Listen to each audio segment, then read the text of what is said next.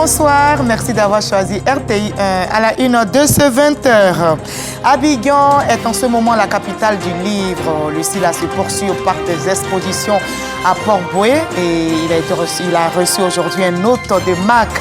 Le Premier ministre Robert Beukre-Mombé a visité les stands du Salon international du livre d'Abidjan. C'est fait, la fumée blanche est sortie au Vatican, le pape a été élu, Robert Francis Prévost succède au pape François. Il a été désigné à l'issue du conclave par les cardinaux ce jeudi. Le nouveau souverain pontife a choisi comme nom de règne Léon XIV. C'est le premier Américain à devenir pape. La présidente du Sénat, Kandia Camara, poursuit sa visite de travail au Caire, en Égypte. Dans la ville nouvelle, capitale administrative où elle s'est rendue, elle était porteuse d'un message du président de la République, Alassane Ouattara, à son homologue égyptien Abdel Fattah al-Sisi. Ce 8 mai est un jour de souvenir. Les pays commémorent la fin de la Seconde Guerre mondiale, la capitulation de l'Allemagne nazie. Ce jour marque les 80 ans de la victoire des Alliés. Et cette date du 8 mai est aussi perçue différemment entre devoir de mémoire et réflexion sur la réconciliation. Soyez la bienvenue sur RTI 1. Eh bien, fini le suspense. Habemus Papap a été prononcé aujourd'hui même au Vatican parce que la fumée blanche est sortie. Le pape a été élu. Robert Francis Prévost a été désigné lors du conclave par les cardinaux ce jeudi. Le nouveau souverain pontife a choisi comme nom des règnes Léon XIV. Il succède donc au pape François et c'est le premier Américain à devenir pape. Il promet que le mal ne gagnera pas et appelle l'Église catholique à construire des ponts à travers le dialogue. Le nouveau souverain pontife est polyglotte. Il parle italien, espagnol et anglais. Idéologiquement, il se rapproche du pape François sur certains thèmes, notamment sur le soutien aux plus démunis et aux migrants. L'élection du nouveau pape a été suivie avec beaucoup d'attention ici en Côte d'Ivoire, notamment à Abidjan, qui abrite depuis 48 heures maintenant le SILA. Le Salon international du livre d'Abidjan a reçu aujourd'hui, vous allez le voir, un hôte de marque. Il s'agit du Premier ministre Robert Beukre-Mombé qui a visité les stands et il est allé au contact des écrivains, nous rapporte Abdoulaye Koné et Ulrika Tongo. Le parc des expositions d'Abidjan vibre au rythme des mots. Le Salon international du livre d'Abidjan 2025, placé sous le thème « Livres et racines », attire une foule passionnée. Cette 15e édition met à l'honneur les Caraïbes, offrant une diversité culturelle riche et des échanges fructueux entre les continents. C'est un salon de très très grande qualité, de très haute volée. J'ai pu parcourir quelques stands. Manifestement, c'est un événement qui s'est installé, qui a trouvé son identité, qui a trouvé sa dynamique, qui a trouvé son rythme. Et je trouve que la fréquentation massive de préadolescents et d'adolescents est une promesse pour l'avenir qui est absolument inestimable. Prenant part à un panel, le Premier ministre a multiplié les appels à la jeunesse pour faire de la lecture une arme de transformation. Au commencement était la parole. La parole était avec Dieu et la parole était Dieu. Elle était avec Dieu. Tout a été fait par la parole. En disant cela, j'ai résumé la force du livre. Le livre distribue des énergies. Lire, c'est s'ouvrir au monde, c'est comprendre l'autre et bâtir ensemble une société harmonieuse. Le livre est d'abord un voyage à travers lequel on parcourt des émotions, des sentiments, des conceptions et des convictions. Le livre est une famille.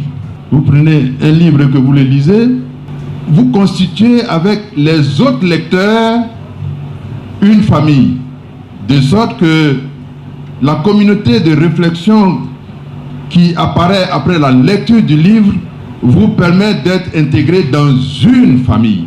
Auteur lui-même, le chef du gouvernement a partagé un moment fort en dédicaçant ses ouvrages, saluant la richesse du SILA et le rôle des livres dans la construction d'un pays fort. Le livre est un formateur. Qu'on soit mathématicien, physicien ou économiste, si on ne prend pas l'habitude de lire, vous ne saurez jamais exprimer vos idées, même si vous avez les matériaux de base. Jusqu'au 10 mai, le SILA 2025 continue de célébrer le livre sous toutes ses formes, rassemblant auteurs, lecteurs et passionnés autour de la magie des mots et des lettres. Voilà, on suit avec beaucoup d'attention le SILA, également l'élection du nouveau pape. La nouvelle est tombée justement et c'est fait. La fumée blanche est sortie. Le pape a été élu. Robert Francis succède au pape François. Il a été désigné à l'issue du conclave par les cardinaux aujourd'hui même. Le nouveau souverain pontife a choisi comme nom de règne Léon XIV et c'est le premier Américain à devenir pape, nous rapporte Grace Kandou. Enfin, la fumée blanche au Vatican après 2 jours de conclave. Le pape est élu. L'Américain Robert Francis Prévost, désormais Léon XIV. Le nouveau souverain pontife succède au pape François.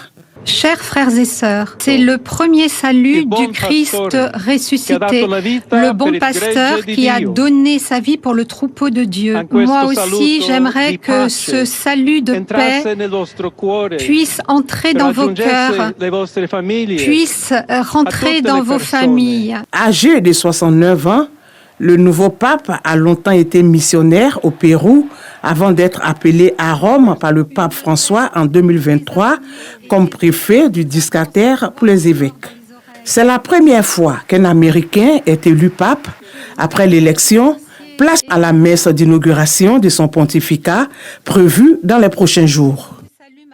Et avant cela, on va s'intéresser à cette mission de la présidente du Sénat, Kandia Camara, qui poursuit justement sa visite de travail au Caire, en Égypte, dans la ville nouvelle, capitale administrative, où elle s'est rendue. Vous allez le voir, elle était porteuse d'un message du président Alassane Ouattara à son homologue égyptien Abdel Fattah al-Sisi, envoyé spécial au Caire, Kader Sogodogo. Voici le miracle égyptien. Réussi à faire sortir du désert une ville nouvelle pour répondre aux problèmes de surpeuplement du Caire. Le projet New Cairo, démarré en 2016, a aujourd'hui fière allure. Khaled Mahmoud Abbas, celui en qui le président égyptien Mohamed Abdel Fattah al-Sisi a placé toute sa confiance pour réaliser le projet, reçoit dans son quartier général la présidente du Sénat de Côte d'Ivoire, Kandia Kamisoko Camara, en visite de travail. Comment ne pas s'émerveiller devant tant de prouesses? 50 000 fonctionnaires étatiques travaillent dans la nouvelle capitale et y viennent quotidiennement. Également le Parlement avec ses 2 chambres, le Sénat et la Chambre des représentants, qui ont de réunions dans ce palais présidentiel. Depuis un an, tout le gouvernement, tout le ministère et également le Premier ministre travaillent à la nouvelle capitale. En 3 ans, nous ciblons à peu près 500 000 habitants. La Côte d'Ivoire pourra compter sur l'expertise égyptienne. Voir ce nouveau modèle de construction de nouvelles villes, un modèle que nous, ici, membres de la délégation, nous voyons pour la première fois en Afrique, réalisé par des Africains. Nous ne pouvons qu'être fiers. Félicitations, Monsieur le Président, pour ce modèle. Un modèle qui pourra répondre efficacement à tous les problèmes qui se posent à toutes les grandes villes, les grandes capitales africaines. Cairo, où la nouvelle capitale abritera également les nouveaux locaux de l'ambassade de Côte d'Ivoire. La présidente du Sénat a remis au nom du pays le 2e chèque relatif à l'acquisition. Le Premier ministre et son gouvernement sont déjà installés dans la nouvelle capitale. Le ministre des Affaires étrangères a reçu à son cabinet Kandia Kamisoko Camara, porteuse d'un message de son Excellence Alassane Ouattara, président de la République de Côte d'Ivoire, à son homologue égyptien Mohamed Abdel Fattah al-Sisi. Et on s'inspire de bons exemples. Une délégation de députés et de sénateurs a rencontré le ministre Sidi Touré, vice-président de l'Internationale libérale, pour une séance de travail. Et c'est une initiative qui marque une étape clé dans l'organisation des parlementaires ivoiriens sur la scène politique africaine. Plus de précisions avec Dangui Dangui.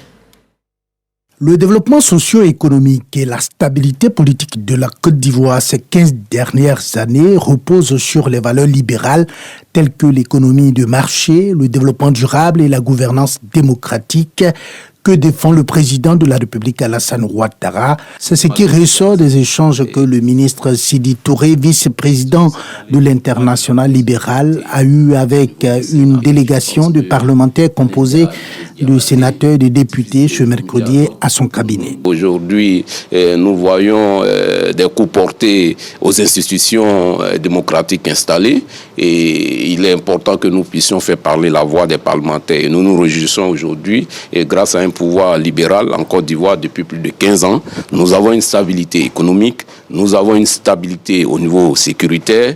Le président Ouattara a affirmé cet engagement au chapitre libéral. Cet engagement donne des résultats qui fait que, dans son approche en tout cas, que la Côte d'Ivoire est devenue aujourd'hui une référence en matière de développement dans le cadre de la mise en œuvre de politiques libérales. L'Alliance des parlementaires libéraux d'Afrique dont la Côte d'Ivoire veut avoir le lead est une initiative qui vise à renforcer la coopération politique entre les parlementaires africains et européens de la mouvance libérale. Entre autres enjeux, donner une voix plus forte aux valeurs libérales dans les discussions politiques intercontinentales.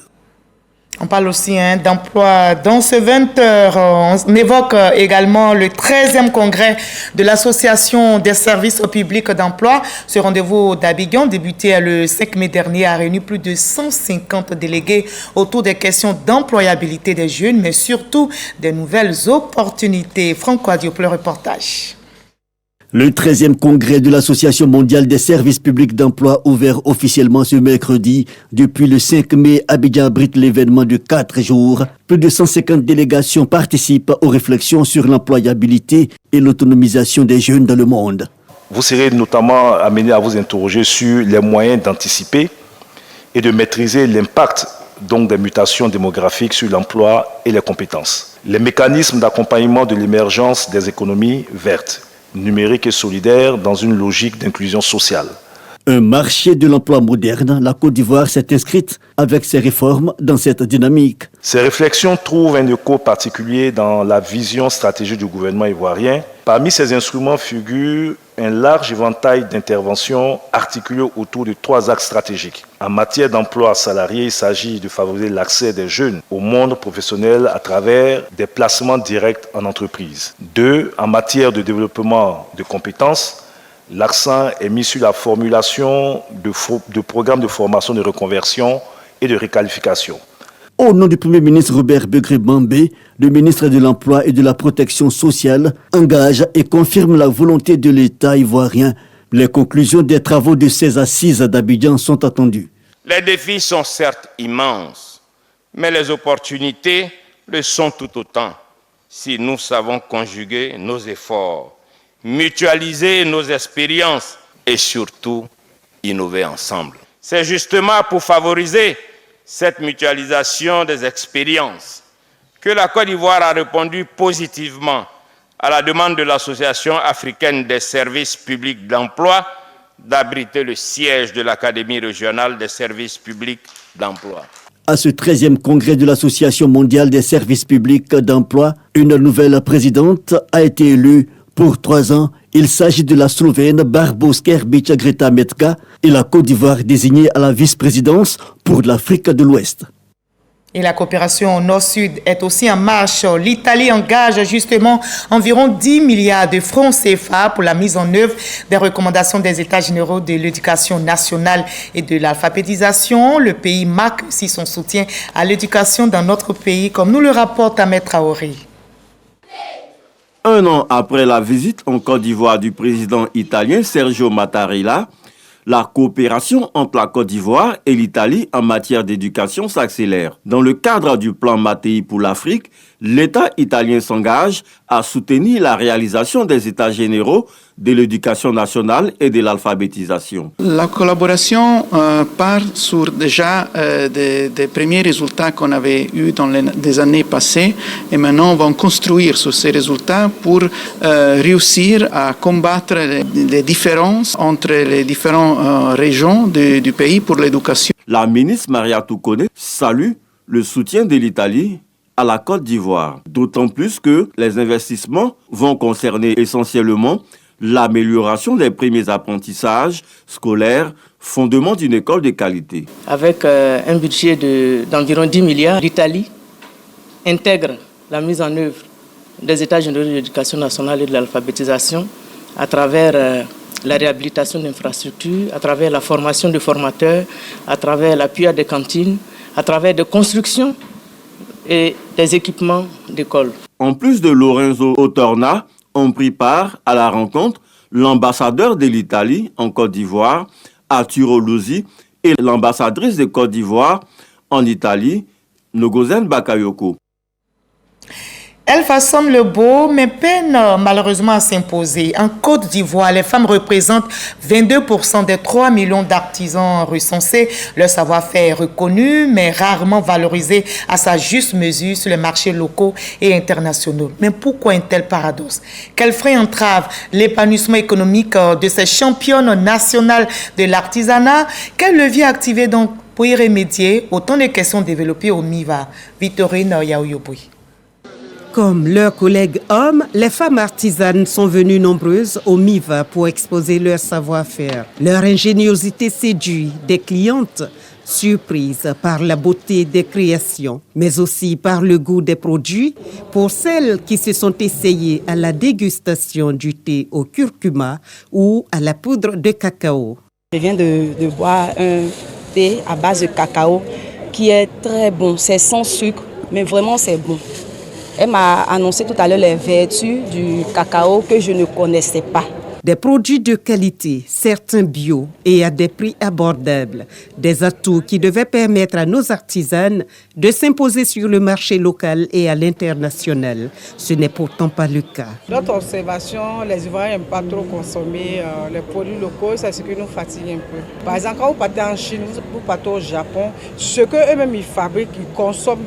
C'est vraiment parce qu'on ne connaît pas, qu'on ne consomme pas. À la télé, pour nos émissions, on fait plus de publicités qui viennent d'ailleurs que des publicités de nos produits. Encourager les populations à consommer ivoirien tout en invitant les artisans en général à promouvoir leurs produits. Cela a l'avantage de garantir une clientèle locale. Mais il faut aller plus loin si les femmes veulent devenir des championnes nationales pour ce qui concerne l'artisanat.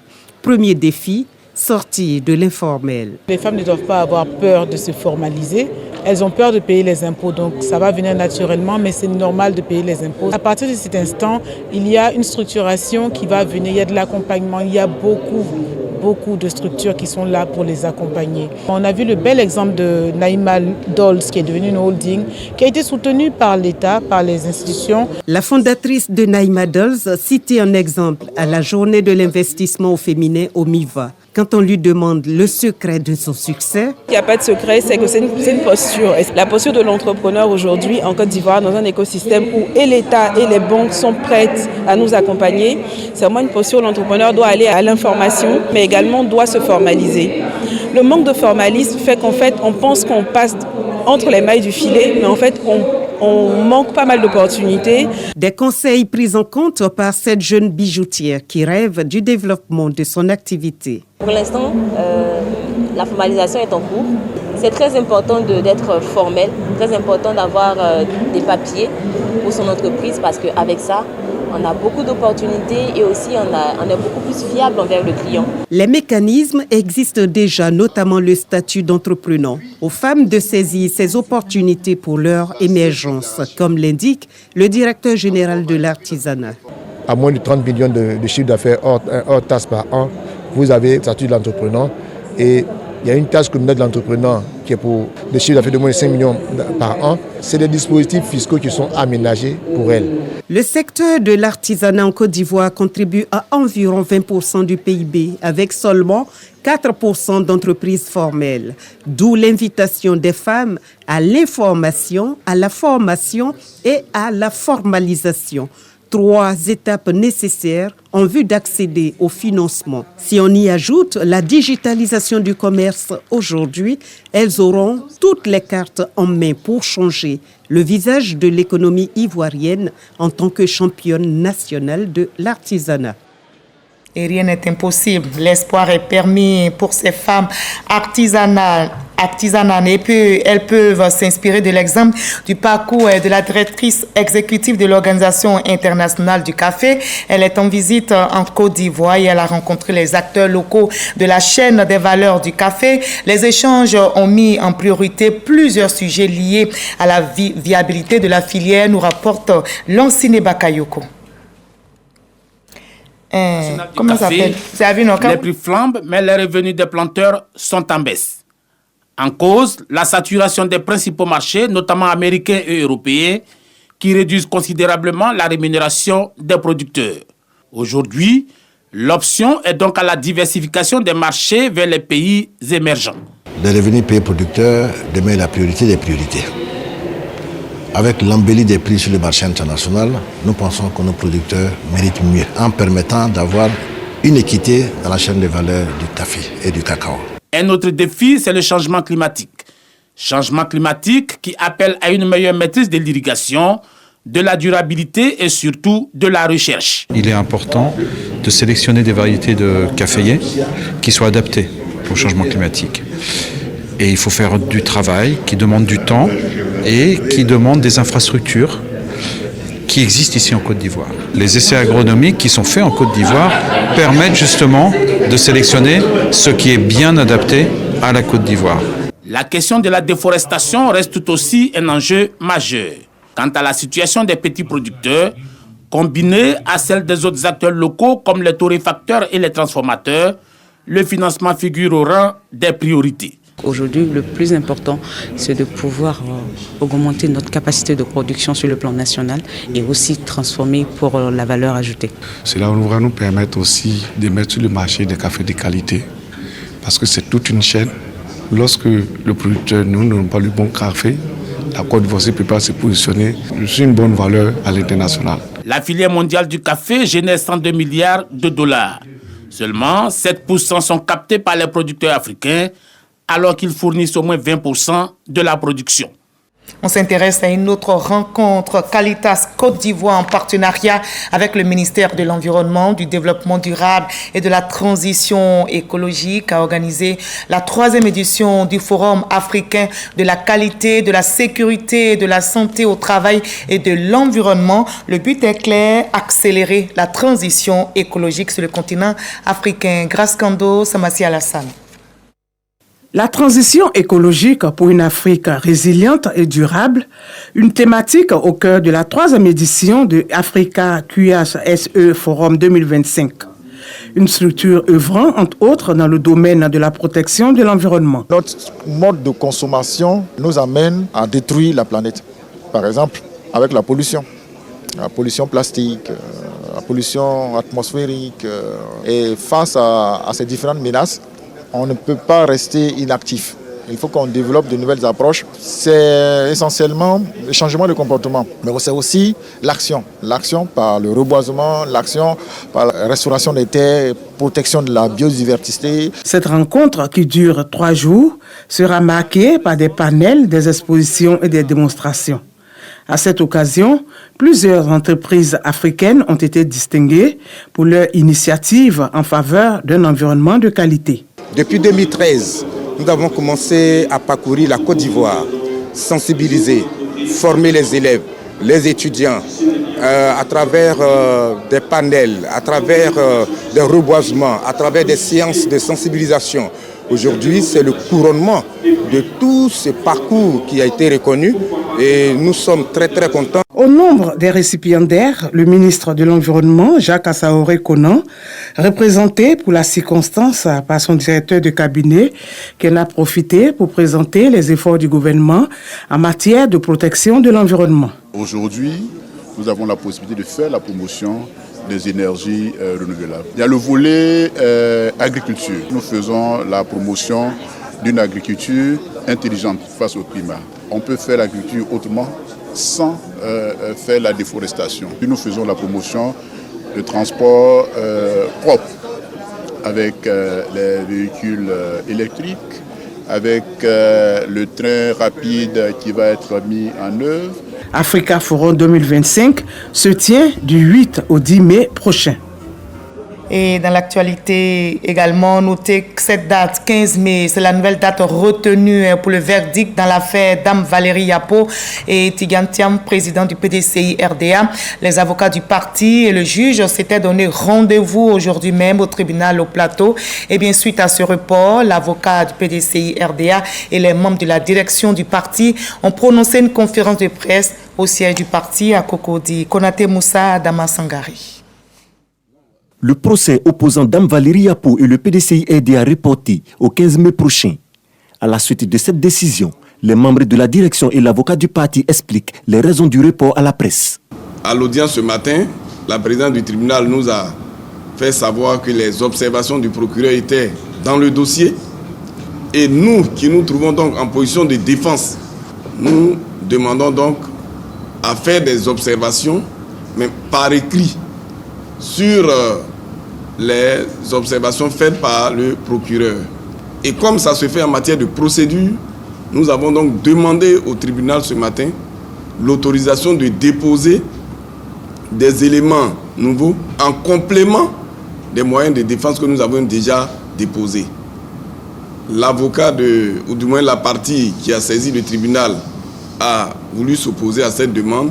Et finalement, ce qui a été décidé ce matin par le juge, c'est que l'affaire est renvoyée à la semaine prochaine, donc au jeudi 15 mai, pour que toutes les parties puissent faire connaître au tribunal leurs dernières observations, soit par écrit, soit verbalement. Et à l'issue donc de l'audience du jeudi 15, le dossier sera mis en délibéré pour que le tribunal rende sa décision dans cette affaire. Pour le PDCI RDA, la nationalité ivoirienne de Tidjane Thiam ne souffre d'aucune ambiguïté. Maître Subi rassure, le président du PDCI RDA n'est pas concerné par l'article 48. L'argument ou le texte de loi qui est utilisé pour justifier toutes ces actions, c'est l'article 48 du Code de la nationalité.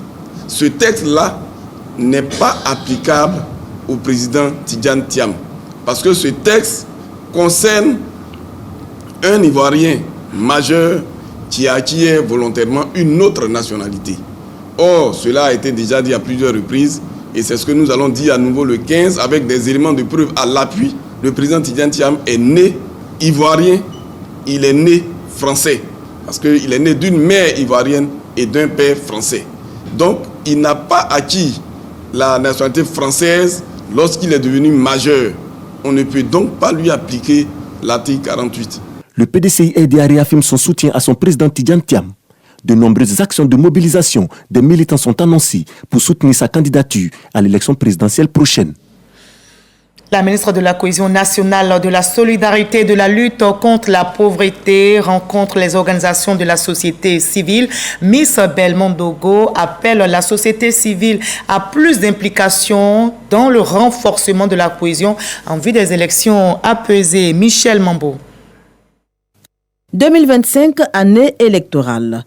Enjeu majeur pour le gouvernement, l'organisation d'un scrutin apaisé. Cela passe nécessairement par le maintien et le renforcement de la cohésion nationale. Sur le terrain, Le ministère de la Cohésion nationale, de la solidarité et de la lutte contre la pauvreté, en collaboration avec les organisations de la société civile, multiplie les activités. Cette rencontre, le lieu donc de faire un bilan à mi-parcours, occasion également de réitérer l'engagement. Nous sommes toujours engagés à poursuivre les activités de formation, de sensibilisation, bientôt d'observation électorale également.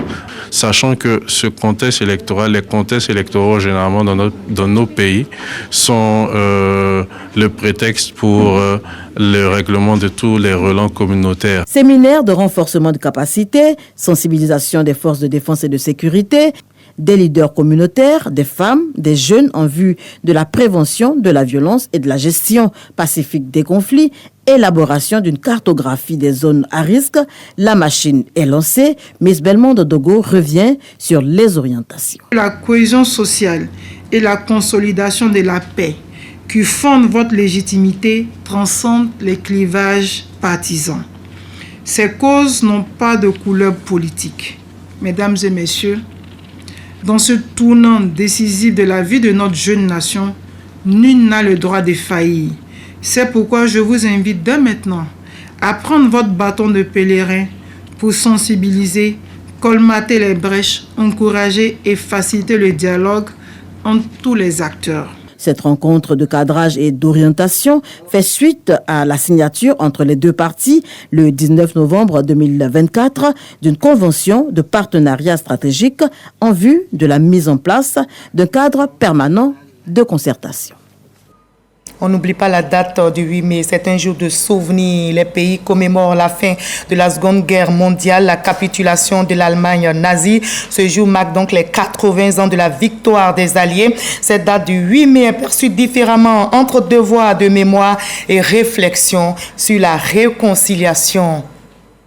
Voilà, le suspense a été levé. Habemus, papa mort. La fumée blanche est sortie au Vatican et le pape a été élu. Robert Francis Prévost a été désigné lors du conclave par les cardinaux ce jeudi. Le nouveau souverain pontife a choisi comme nom de règne Léon XIV. Il succède donc au pape François et c'est le premier Américain à devenir pape. Il promet que le mal ne gagnera pas et il appelle l'Église catholique à construire des ponts à travers le dialogue. Et le dialogue, c'est ce qu'il faut partout. La paix également. À très bientôt. Demain 20h, vous avez rendez-vous avec Kolo Coulibaly.